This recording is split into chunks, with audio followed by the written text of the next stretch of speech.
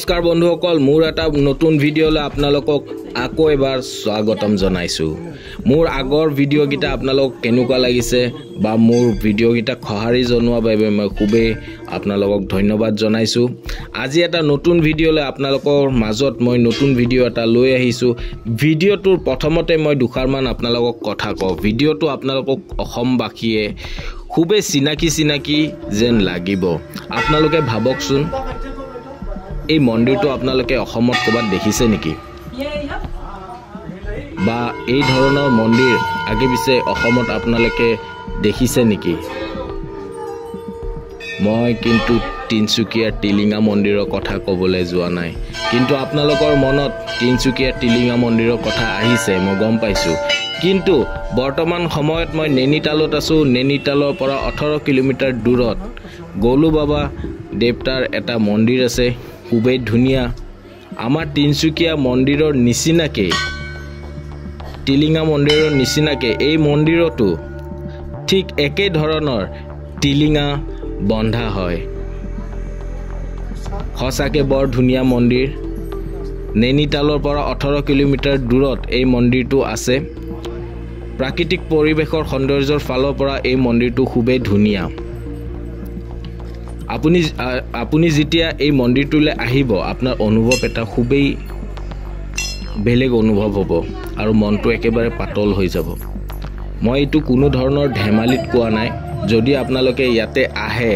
আপোনালোকে অনুভৱ কৰিব হসাকে এই ঠাইটোত কিবা এটা আছে য'ত আহাৰ পাছত আপোনাৰ মনটো একেবাৰে পাতল হৈ পৰে আৰু ইয়াতে আপোনাৰ আহাৰ পাছত টিলিঙা বন্ধা নিয়ম আছে আৰু মই এই মন্দিৰটোৰ আৰু বহু কথা আপোনালোকক জনাবলৈ যত্ন কৰিম মোৰ ভিডিঅ'টো চাই থাকক আৰু বহুখিনি আছে চাবলগীয়া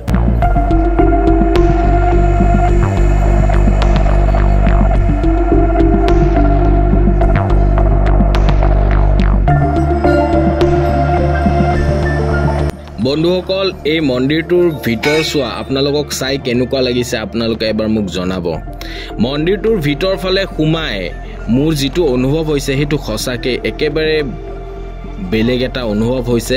আৰু লগতে ভিতৰত সোমাই মই কেৱল টিলিঙা কেৱল টিলিঙাৰে ভৰি আছে মন্দিৰটো ইয়াৰ পৰা এটা কথা আমি প্ৰমাণ পাওঁ যে এই মন্দিৰটোৰ প্ৰতি সকলো এটা বিশেষ আস্থা দেখিবলৈ পোৱা গৈছে কাৰণ ইয়াতে কোৱা হয় যে এই মন্দিৰটো জুনে আহে তাৰ মনৰ সপোনবোৰ বা মনৰ কামনাবোৰ তেখেতসকলৰ পূৰণ হয় বুলি কোৱা হয় আৰু ইয়াতে যেতিয়া আপোনালোকে টিলিঙা বান্ধিবলৈ আহিব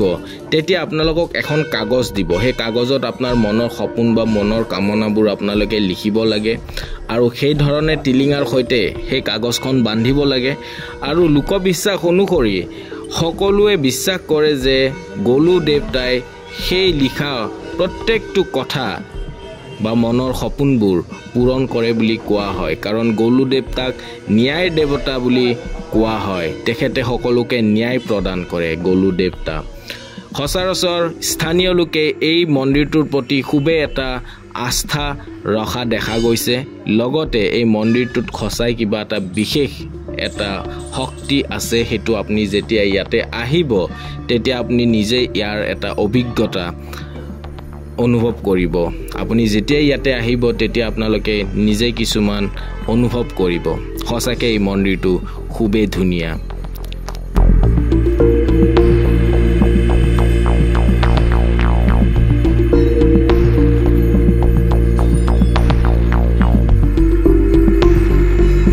আপোনালোকৰ জীৱনত কিবা সমস্যা আছে নেকি নে আপোনালোকৰ জীৱনত কিবা পাৰিবাৰিক সমস্যাই হওক বা মাটিবাৰীৰ সমস্যাই হওক আপোনালোকে নিৰ্দোষী হোৱাৰ পাছতো যদি আপোনালোকে কোনো ধৰণৰ ফল পোৱা নাই তেনেহলে এই মন্দিৰটোত এবাৰ আপোনালোকে আহিব লাগে গলু দেৱতাক কোৱা হয় ন্যায় প্ৰদান কৰে ইয়াতে আপুনি নিজৰ মনৰ সপোনবোৰ লিখাৰ পাছত কোৱা হয় যে তেখেতে ন্যায় প্ৰদান কৰে আপুনি যদি হসাকে নিৰ্দোষী হয় তেখেতে আপোনাক ন্যায় প্ৰদান কৰিব এই মন্দিৰটো সকলো মন্দিৰতকৈ অকণমান পৃথক আপোনালোকে আহিলে গম পাব গলু দেৱতাক সচৰাচৰ ভোগ লগোৱা হয় ঘি গাখীৰ দৈ হালৱা পুৰি আৰু পকৰীৰ লগত তেখেতক ভোগ লগোৱা হয় আৰু গলু দেৱতাক বগা কাপোৰ বগা পাগুৰি আৰু যোনটো আমি সচৰাচৰ জানো বগা চল দিয়া হয় আৰু কুমাউত গলু দেৱতাৰ কেইবাটাও প্ৰসিদ্ধ মন্দিৰ আছে তাৰে ভিতৰত জনপ্ৰিয় মন্দিৰটো হৈছে চিতাই চম্পাৱত ঘোৰাখাল চমৰখান তহচিল তাৰিখেত জিলা আলমোৰ এই কেইটা ঠাইত প্ৰসিদ্ধ মন্দিৰ কেইটা দেখিবলৈ পোৱা যায় আপোনালোকে এই মন্দিৰটোত আহিব পাৰে আৰু আহি কেনে আপোনাৰ জীৱনৰ সমস্যা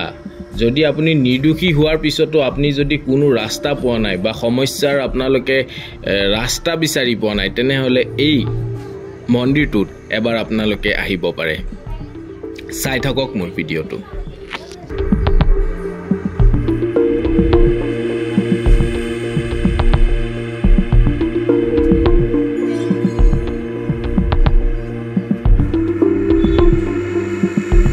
এই মন্দিৰটোৰ বিষয়ে মই যিমান কথা কম সিমানে কম বুলি মই ভাবো কাৰণ এই মন্দিৰটোৰ বিশাল এটা মাহাত্য আছে এটা শক্তি এটা আছে যাক আমি ইয়াত নহাকে আমি অনুভৱ কৰিব নোৱাৰো মই ইয়াতে আহিছো অহাৰ পাছত এই মন্দিৰটোৰ কথা মই প্ৰথমতে শুনি আছিলো আজি মই আহিছো আহি কেনে সেই শুনামতেই মই অনুভৱ কৰিব পাৰিছো আপোনালোকেও যেতিয়া এই মন্দিৰটোত আহিব আপোনালোকে সেই অনুভৱটো আপোনালোকে নিজেই কৰিব পাৰিব কাৰণ এই মন্দিৰটোত এটা বিশেষ শক্তি আছে যিটো শক্তিয়ে আপোনাৰ ইয়াতে আহাৰ লগে লগে আপোনাৰ এটা বিশেষ মনৰ ভাৱবোৰ খলনি হৈ যায় বা এটা বিশেষ এটা শক্তি আছে যাৰ কাৰণে আপুনি ইয়াতে আহিলে মনটো খুবে পাতল পাতল অনুভৱ হয় এনেকুৱা মোৰ কোনোদিনে হোৱা নাছিলে আৰু ইয়াৰে ভিতৰত পৰিৱেশটো খুবেই ধুনীয়া লগতে মন্দিৰটোৰ চাৰিওফালে থকা প্ৰাকৃতিক পৰিৱেশটো খুবেই ধুনীয়া এনেকুৱা ধুনীয়া পাহাৰৰ মাজমজিয়াত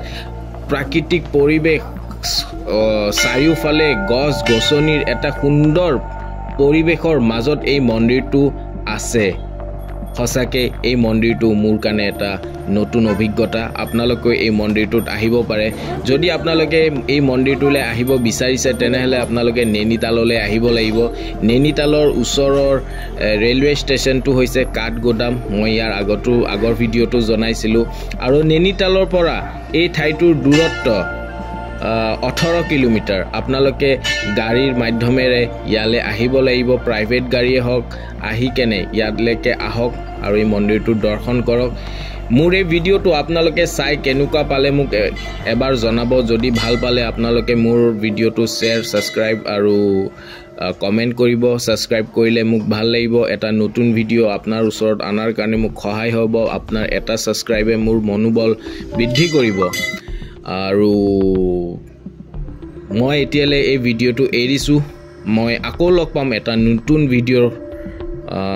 লৈ কেনে আপোনালোকৰ ওচৰত আহিম এনেকুৱা ধৰণৰ ভিডিঅ' লৈ আপোনালোকৰ ওচৰত আহিম বুলি আশা কৰিলো এতিয়ালৈ এৰিছো জয় আই অসম